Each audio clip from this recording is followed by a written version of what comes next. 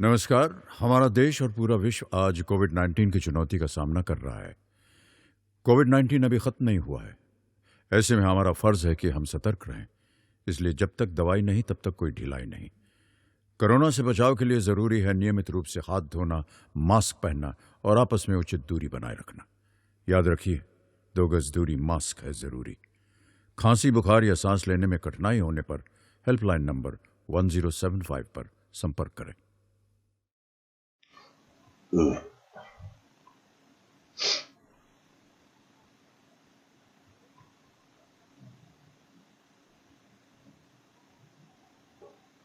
Hello everyone, नमस्ते। मेरा नाम है अमित जैन। आज मैं आप लोगों को व्यावसायिक शिक्षा के अंतर्गत आने वाले क्लास 9th के इम्प्रूवेबिलिटी स्किल्स का यूनिट 3 का लेसन 4 जिसका नाम है parts of a computer and peripherals पढ़ाऊंगा। इसके अंतर्गत हमारा जो आज का पहला टॉपिक है वो है कंप्यूटर। कंप्यूटर क्या होता है, चलिए समझते हैं।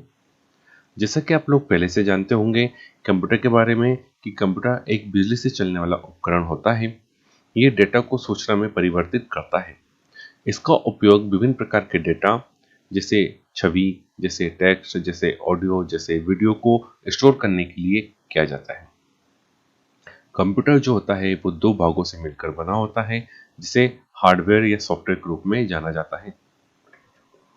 इसका उपयोग शिक्षा में किया जाता है, इसका उपयोग मनोरंजन में किया जाता है, इसका उपयोग विभिन्न क्षेत्रों में किया जाता है जैसे कि पुलिस स्टेशन में, स्कूल में, कॉलेज में, फोटो स्टूडियो में आदि जगहों पर। कंप्यूटर सिस्टम को अगर मैं परिभाषित करूं तो आप देखेंगे कि ये जो शब्द है कंप्यूटर सिस्टम, ये 2 शब्दों के युगों से बना है। जिसमें कंप्यूटर के बारे में आप जानते हैं कि कंप्यूटर एक गणक होता है, कंप्यूटर हार्डवेयर और सॉफ्टवेयर का युग होता है। आदि बातें आपको कंप्यूटर के बारे में पता है। लेकिन कंप्यूटर शब्द को हमेशा सिस्टम के साथ क्यों जोड़ा जाता है? ये जो शब्द है सिस्टम, ये इसमें क्या बताता है? तो इस कॉन्सेप्ट को समझने के लिए ये जो नीचे दिए गए सेंटेंस हैं, इसको आप नीचे से ऊपर की तरफ पढ़ेंगे। जैसे कि कंप्यूटर सिस्टम में एक उपकरण किसी प्रकार का एक इलेक्ट्रॉनिक भाग या एक हार्डवेयर का टुकड़ा होता है। ये तो आपको पता है कि कंप्यूटर सिस्टम में हम अलग अलग प्रकार के हार्डवेयर का उपयोग करते हैं जैसे keyboard, mouse, monitor, hard disk आदि। तो ये जो सभी उपकरण हैं ये किसी न किसी प्रकार के इलेक्ट्रॉनिक भाग या इलेक्ट्रॉनिक हार्डवेयर के टुकड़े होते हैं। यही जो सारे भाग हैं ये विभिन्न डिवाइसेस के होते हैं। जैसे कि अगर मैं आपको बताऊं कि कीबोर्ड हुआ, माउस हुआ और स्कैनर हुआ, इन सब का कार्य जो होता है वो डाटा को कंप्यूटर में अंदर भेजने के लिए किया जाता है। वहीं पर मॉनिटर हुआ, प्रिंटर हुआ, स्पीकर हुआ, इन सब जो हार्डवेयर्स हैं इनका कार्य जो होता है वो डाटा को या इंफॉर्मेशन को बाहर भेजने के लिए किया जाता है। इस प्रकार से ये जो डिवाइसेस हैं इनको इनकी कार्य क्षमता के हिसाब से और इनको इनके कार्य के हिसाब से अलग अलग भागों में बांटा गया है। तो हम ये कह सकते हैं कि जो डाटा वो सारे हार्डवेयर जो डाटा को अंदर भेज रहे हैं उन्हें हम एक इकाई कह सकते हैं। वे सारे हार्डवेयर जो डाटा को बाहर भेज रहे हैं वो एक इकाई हो सकती है। वे सारे हार्डवेयर जो डाटा को स्टोर करके रख रहे हैं वो एक इकाई हो सकती है और वे सारे हार्डवेयर जो डाटा को प्रोसेस कर रहे हैं वो भी एक इकाई हो सकती है। इसलिए यहाँ पर हम कहेंगे कि एक इकाई जो होते हैं उसमें विभिन्न डिवाइसेस होते हैं। हार्डवेयर भागों के एक समूह को सामूहिक रूप से इकाई कहा जाता है। अभी आपको ये बात समझ में आ गई कि हार्डवेयर के जो डिफरेंट पार्ट्स होते हैं उन जिनका जो समूह होता है, जिनका जो ग्रुप होता है वो सामूहिक होता है। यानी कि ये इनका जो ऑब्जेक्ट, इनका जो मतलब एक एम होता है, जो इनका गोल होता है वो कॉमन होता है, इसलिए इनको हम इकाई या यूनिट कहते हैं। प्रत्येक भाग को एक प्रणाली में अपना उद्देश्य कार्य होता है। अब यहाँ पर आपने देखा कि कंप्यूटर सिस्टम में अलग अलग यूनिट बन गई हैं। अलग अलग ये जो यूनिट है इनके अपने अपने कुछ कार्य होते हैं, अपने अपने उद्देश्य होते हैं। जैसे इनपुट यूनिट के कार्य होते हैं इनपुट करना डाटा को, आउटपुट यूनिट के डिवाइसेस के कार्य होते हैं डाटा को आउटपुट करना, प्रोसेसिंग यूनिट के जो कार्य होता है वो प्रोसेस करने का होता है डाटा को। उसी प्रकार से मेमोरी यूनिट का जो कार्य होता है वो डाटा को स्टोर करने के लिए किया जाता है। इसलिए ये कह सकते हैं कि कंप्यूटर सिस्टम में ये जो अलग अलग जो यूनिट्स होती हैं इनका अपना खुद का एक उद्देश्य होता है, अपना खुद का एक कार्य होता है। सबसे इम्पोर्टेंट बात इसमें यह है कि व्यक्तिगत भाग एक सामान्य लक्ष्य के लिए कार्य करते हैं। यानी कि input unit, output unit memory unit और सीपीयू यूनिट आपस में ये चारों मिलकर एक साथ एक ही उद्देश्य के लिए कार्य करते हैं, इसलिए इनका जो लक्ष्य होता है वह समान होता है। चलिए ठीक है, आज आपको मैंने कंप्यूटर सिस्टम के कॉन्सेप्ट को समझाया। अब मैं आपको अगले टॉपिक में पढ़ाऊंगा कंप्यूटर के उन्नत कॉन्सेप्ट को, जिसमें हम देखेंगे कि कंप्यूटर जो एक शब्द है, ये कंप्यूट शब्द से आया है, जिसका अर्थ होता है गणना करना। कंप्यूटर एक इलेक्ट्रॉनिक उपकरण है, लेकिन ये अपने आप कार्य नहीं कर सकता है। एक कंप्यूटर को ठीक से चलाने के लिए इसे सॉफ्टवेयर या एप्लीकेशंस की आवश्यकता होती है। ये सॉफ्टवेयर या एप्लीकेशन असल में कई अलग प्रकार के प्रोग्राम्स के समूह होते हैं। यही जो प्रोग्राम होते हैं वो असल में कई प्रकार के कमांड्स या कई प्रकार के निर्देशों के समूह होते हैं। इसको अगर मैं आपको एक एग्जांपल के साथ समझाऊं तो मैं आपसे कहूंगा कि जैसे कि आप लोगों ने कैलकुलेटर देखा होगा। कैलकुलेटर में अलग अलग प्रकार की बटनें होती हैं, जैसे कि 1 2 3 double zero equals to plus minus आदि। ये जो सारी बटन है, एक अगर इनको आप ध्यान से देखें तो ये हर एक बटन एक आदेश है, एक कमांड है। और ये जो प्रोग्राम है, अगर मैं कैलकुलेटर को एक प्रोग्राम बोलूँ तो इस प्रोग्राम का नाम है कैलकुलेटर। और इस कैलकुलेटर नामक प्रोग्राम में अलग अलग निर्देशों का समूह है। ये निर्देश कौन है? 1 2 3 4 से लेकर 9 तक की button, zero equal to plus minus divide into percentage equal to आदि। इस प्रकार से जब मैं कैलकुलेटर में 1 दबाता हूं तो 1 लिखा जाता है, जब मैं 5 दबाता हूं तो 5 लिखा जाता है। 1 और 5 के बीच में अगर मैं प्लस की बटन दबाता हूं और इक्वल टू दबाता हूं तो आंसर 6 आ जाता है। तो इक्वल टू का, प्लस का, माइनस का, सबका अपना अपना एक आदेश है, अपना एक निर्देश है, एक कमांड है। तो मैं ये कह सकता हूँ कि ये जो प्रोग्राम है, जिसमें जो कि एक अलग अलग ग्रुप्स के, अलग अलग कमांड्स के ग्रुप का समूह है, उस प्रोग्राम का नाम क्या है? कैलकुलेटर। इसी प्रकार से कुछ अन्य प्रोग्राम्स भी होते हैं, जैसे कि आप कह सकते हैं कैमरा। कैमरा नामक जो प्रोग्राम है, उसमें कई कमांड्स होती हैं, जैसे फोटो खींचने के लिए कैमरा का यूज़ करते हैं, वीडियो रिकॉर्ड करने के लिए वीडियो का यूज़ करते हैं आप उसमें, और जूम इन जूम आउट करने के लिए जो फीचर्स उसका यूज़ करते हैं। तो एप्लीकेशन का नाम है, प्रोग्राम का नाम है कैमरा, और उसके अंदर जो अलग अलग कमांड्स के समूह है, ये है उसके कमांड्स। तो इस प्रकार से हम कह सकते हैं कि जो कोई प्रोग्राम होता है या फिर कोई एप्लीकेशन होता है, ये अलग अलग प्रकार के कमांड्स का समूह होता है। और इस प्रकार के जो प्रोग्राम्स होते हैं, जब वो बहुत सारे प्रोग्राम्स आपस में मिल जाते हैं तो वो एक सॉफ्टवेयर या एक एप्लीकेशन बनाते हैं। इन आदेशों को या निर्देशों को देने के लिए भाषा का उपयोग किया जाता है। ये जो आदेश जो कि प्रोग्राम में होते हैं, वो आदेश या फिर जो हम कीबोर्ड के माध्यम से या आउटपुट डिवाइसेस के माध्यम से प्राप्त करते हैं, ये आदेशों को जो हम कंप्यूटर में देते हैं या प्रोसेस करते हैं, ये बाइनरी भाषा का उपयोग करके दिए जाते हैं। जैसे अंग्रेजी मानव की भाषा है, ठीक उसी तरह बाइनरी भी जो है वो कंप्यूटर की भाषा होती है। बाइनरी दो शब्दों का संयोजन है, यानी बाई और नरी। इसमें बाई का अर्थ होता है टू और नरी का अर्थ होता है संख्या। इस प्रकार इसका मतलब होता है दो नंबर, यानी कि दो संख्या। बाइनरी के उन दो नंबर को 0 और 1 के रूप में दर्शाया जाता है। लेकिन 0 और 1 कोई नंबर नहीं होते हैं। 0 और 1 जो हैं, ये बिजली की अवस्था को दर्शाने के लिए इनका इस्तेमाल 0 और 1 के चिन्ह के रूप में किया जाता है। क्योंकि बिजली की दो ही अवस्थाएं होती हैं, यानी कि या तो बिजली चल रही होती है या फिर बिजली बंद रहती है। विद्युत आवेगों के इन दो अवस्थाओं का उपयोग करके कंप्यूटर में सिग्नल्स भेजने के लिए इसका इस्तेमाल किया जाता है। इस तरह से जब कंप्यूटर में कोई सिग्नल भेजा जा रहा है और सिग्नल्स के जो इम्पल्स होते हैं उसको चालू या बंद के कॉम्बिनेशन में भेजा जाता है, तो उन सिग्नल से कंप्यूटर को आदेश मिलता जाता है। इस तरह से इलेक्ट्रिकल सिग्नल्स की मदद से कंप्यूटर में निर्देश भेजे जाते हैं। ये निर्देश अंकगणितीय या तार्किक हो सकते हैं। अंकगणित संचालन जो कि कंप्यूटर में होते हैं, वो होते हैं जोड़, घटाव, विभाजन, गुणा आदि। ठीक इसी प्रकार जो तार्किक संचालन होते हैं, वो होते हैं सत्य या असत्य या इस प्रकार के संचालन जिसमें किन्हीं दो नंबर या दो चीजों के बीच में कौन सा नंबर बड़ा है या कौन सा नंबर छोटा है या कौन सी कंडीशंस इन दो नंबर्स के बीच में या इन दो कैलकुलेशंस के बीच में सही है या गलत है, इस प्रकार की जो लॉजिकल प्रोसेस होती है उनका भी उपयोग कंप्यूटर में किया जाता है।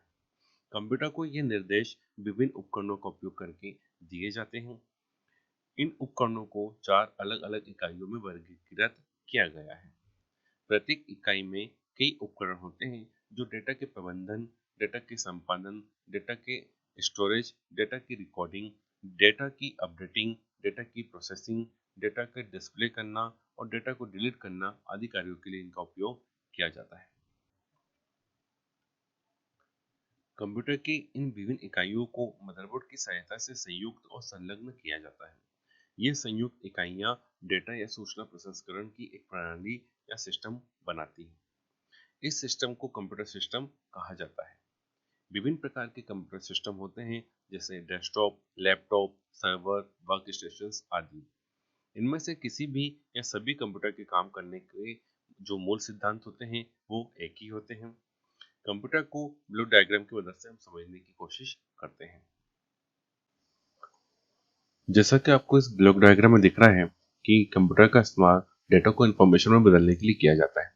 डेटा को इंफॉर्मेशन में बदलने की ये जो प्रोसेस है कई हार्डवेयर के माध्यम से या कई इकाइयों के माध्यम से पूरी की जाती है और इन इकाइयों को कहा जाता है input unit, output unit, memory unit और सीपीयू यूनिट। इस ब्लॉक डायग्राम आप देख रहे हैं जो सीपीयू यूनिट है उसके साथ मैंने मेमोरी यूनिट को रखा है और सीपीयू यूनिट और मेमोरी यूनिट को अक्सर एक ही यूनिट मानकर देखा भी जाता है। सेंट्रल प्रोसेसिंग यूनिट हालांकि अपने आप में एक अलग यूनिट होती है और इसके कई पार्ट्स होते हैं। इनमें से इसके जो मुख्य जो दो भाग हैं वो है एएलयू और सीयू। एएलयू यूनिट का फुल फॉर्म होता है अरिथमेटिक एंड लॉजिकल यूनिट और सीयू यूनिट का फुल फॉर्म होता है कंट्रोल यूनिट। इसी प्रकार से जो मेमोरी यूनिट होते हैं इसके भी दो भाग होते हैं, प्राइमरी मेमोरी और सेकेंडरी मेमोरी। इसी प्रकार से हम कह सकते हैं कि कोई भी कंप्यूटर चाहे वो लैपटॉप हो चाहे वो डेस्कटॉप हो उसकी जो आधारभूत प्रक्रिया होती है उसका जो बेस होता है वो यही होता है कि डेटा को इनपुट यूनिट के द्वारा दिया जाता है। इनपुट यूनिट द्वारा दिए गए डेटा को सेंट्रल प्रोसेसिंग यूनिट और मेमोरी यूनिट प्रोसेस करते हैं और फिर आउटपुट यूनिट के माध्यम से उसको रिजल्ट के रूप में प्रदान करते हैं। चलिए अब देखते हैं विभिन्न प्रकार के डेटा जो कि कंप्यूटर के इकाइयों द्वारा इस्तेमाल किए जाते हैं।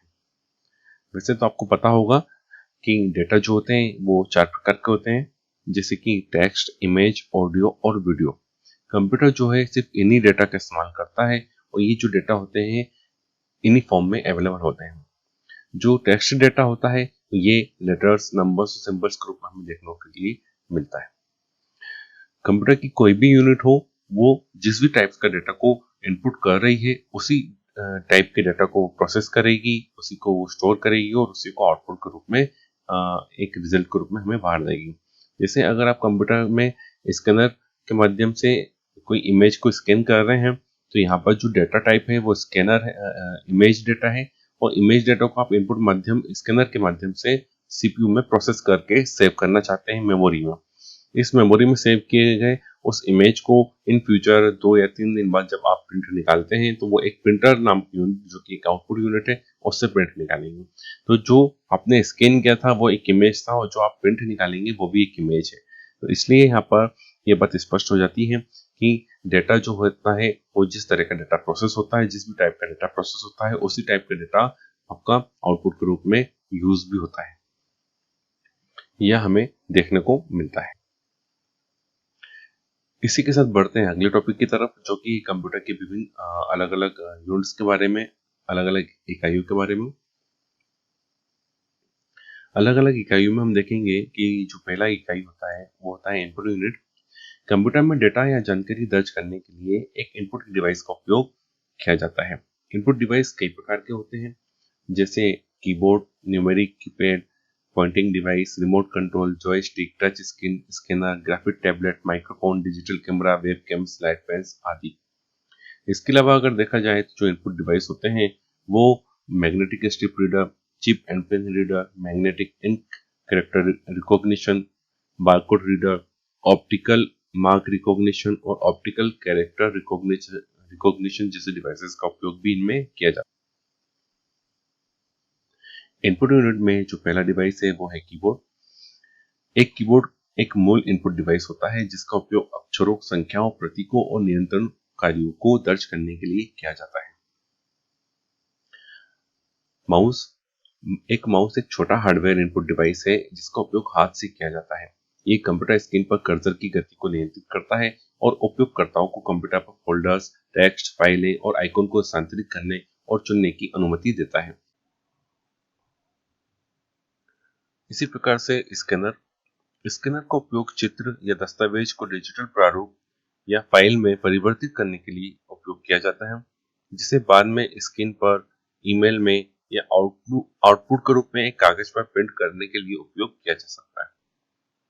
स्कैनर जो है वो कई प्रकार के होते हैं, जैसे sheet fed scanner, flat bed scanner, photo scanner, handheld scanner और ड्रम स्कैनर।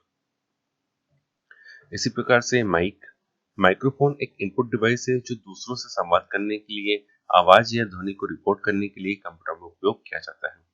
माइक भी कई प्रकार के होते हैं, जैसे dynamic mic, condenser mic, ribbon mic, stand mic, neck band, lapel pin आदि।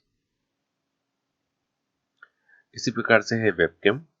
एक वेबकैम कैमरा जो होता है वो एक इनपुट उपकरण होता है जिसका उपयोग वीडियो रिकॉर्ड करने और इमेजेस को कैप्चर करने के लिए किया जाता है। इसका उपयोग वीडियो चैट या वीडियो संचार या वीडियो कॉन्फ्रेंस या सुरक्षा निगरानी यानी कि सर्वेलेंस या फिर वीडियो प्रसारण के लिए भी उपयोग किया जाता है। जैसा कि आपको इन इमेजेस में दिख रहा है कि वेबकैम भी कई प्रकार के होते हैं।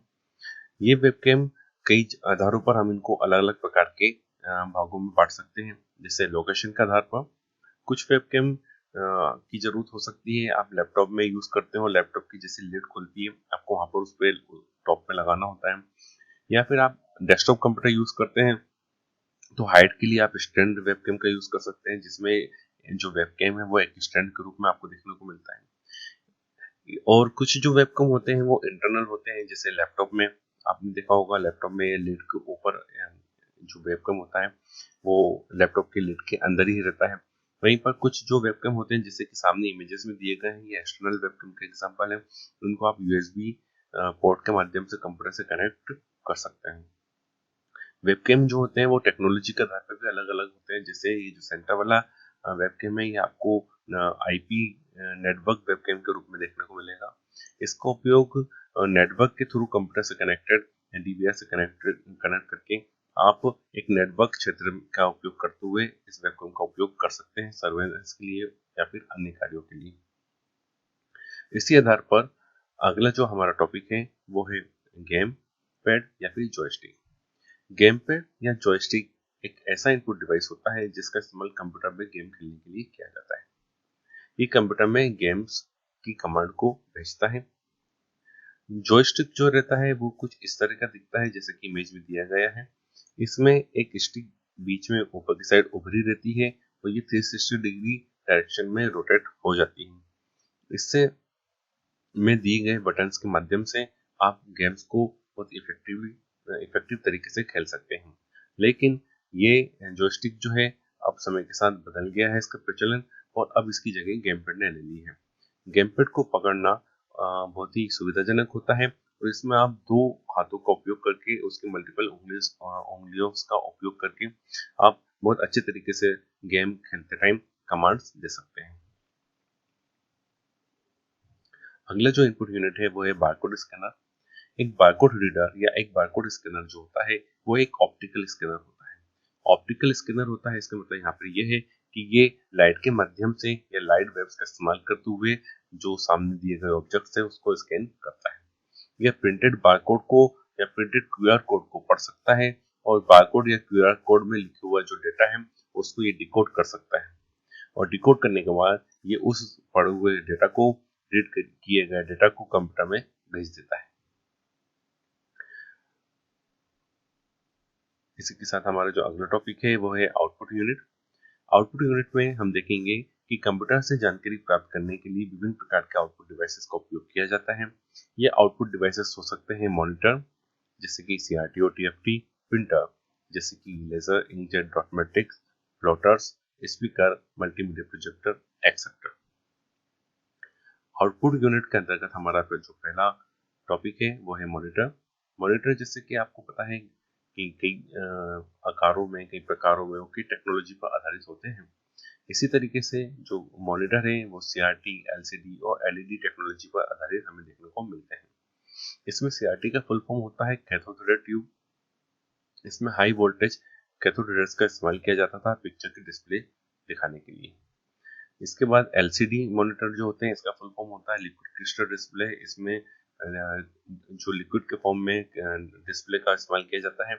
और इसमें जो एलईडी है, इसमें लाइट इमिशन डायोड टेक्नोलॉजी का इस्तेमाल किया जाता है। मॉनिटर एक ऐसा आउटपुट डिवाइस है जो कंप्यूटर की डिस्प्ले यूनिट या स्क्रीन के नाम से जाना जाता है। ये मुख्य आउटपुट डिवाइस होता है जो प्रोसेस डाटा को या फिर इंफॉर्मेशन को टेक्स्ट के फॉर्म में, इमेज के फॉर्म में, ऑडियो के फॉर्म में या वीडियो के फॉर्म में हमें प्रदर्शित करने की सूचना देता है। इसी प्रकार से आउटपुट यूनिट के अंतर्गत जो प्रोजेक्टर होता है वो भी एक आउटपुट डिवाइस है। प्रोजेक्टर भी टेक्नोलॉजी के आधार पर कई प्रकार के होते हैं, जैसे एलईडी, एलसीडी, डीएलपी, लेजर आदि।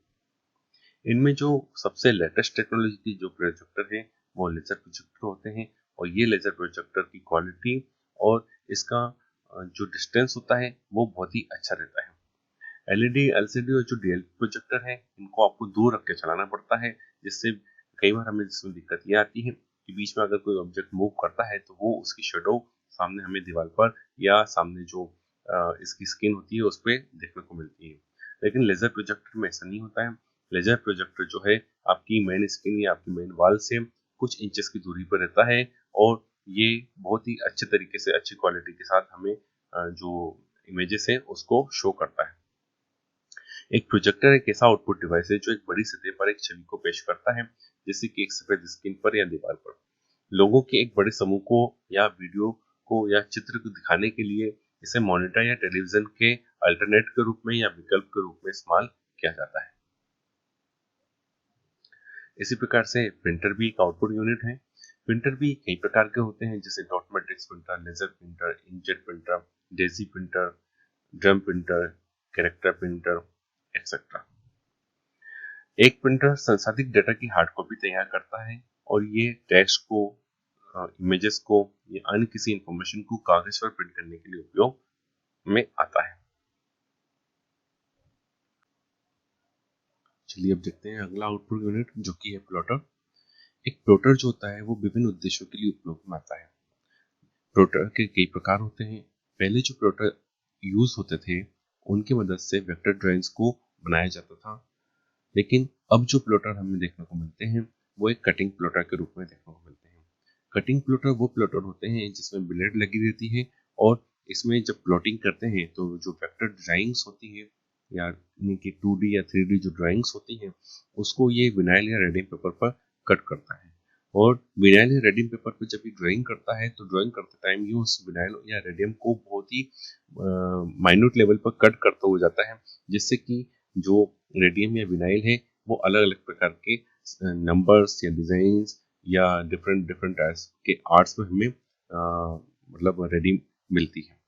ये जो रेडियम या विनाइल कटिंग के प्लॉटर होते हैं इसका उपयोग कई जगह पे किया जाता है, जैसे गाड़ियों के नंबर प्लेट में और अपने गाड़ियों पे या कई अन्य जगहों पर इसका इस्तेमाल रिफ्लेक्शन के लिए किया जाता है और या फिर किसी प्रकार की इंफॉर्मेशन को दर्शाने के लिए रेडियम या विनाइल प्रिंटर का इस्तेमाल किया जाता है। जैसे कि एम्बुलेंस में आप देखेंगे, एम्बुलेंस हो गया और फायर ब्रिगेड हो गए, इस तरह की जो गाड़ियां होती है इन पे रेडियम का इस्तेमाल करके टेक्स्ट को लिखा जाता है ताकि दूर से आते टाइम भी, अंधेरे में भी ये चमके और चमक के आपको अंदेशा दे दे कि यहाँ पर ये जो गाड़ी है, ये जो व्हीकल है इस तरह की यहाँ से निकल रही है। इसी के साथ बढ़ते हैं अगले टॉपिक की तरफ जो कि है आउटपुट यूनिट में स्पीकर। स्पीकर या हेडफोन दोनों ही ऑडियो डिवाइस के रूप में हमें देखने को मिलते हैं। स्पीकर कंप्यूटर सिस्टम के साथ उपयोग किए जाने वाले लोकप्रिय आउटपुट डिवाइस हैं और ये कंप्यूटर के जो साउंड कार्ड होते हैं उनसे ऑडियो को प्राप्त करते हैं और इन ऑडियो को ध्वनि तरंगों के रूप में ऑडियो आउटपुट का उत्पादन करते हैं। स्पीकर्स भी कई प्रकार की टेक्नोलॉजी से लैस होते हैं। जैसे कुछ स्पीकर वायर के माध्यम से चलते हैं और कुछ स्पीकर जो होते हैं वो ब्लूटूथ के माध्यम से चलते हैं। इन दिनों कंप्यूटर और लैपटॉप में भी ब्लूटूथ के माध्यम से कम स्पीकर्स को कनेक्ट करना बहुत आसान हो गया है। इवन ब्लूटूथ या हेडफोन और ब्लूटूथ ईयरफोन को भी आप कंप्यूटर से कनेक्ट या लैपटॉप से कनेक्ट कर सकते हैं। ये जो स्पीकर्स होते हैं जिसमें हेडफोन और ईयरफोन भी आते हैं। इन हेडफोन और ईयरफोन में दोनों में अंतर ये है कि हेडफोन को सर के ऊपर पहना जाता है और ये कानों को आपके ढक लेते हैं, और जो ईयरफोन होते हैं वो कानों के अंदर ईयरबड्स को पूरी तरह से पैक कर लेते हैं।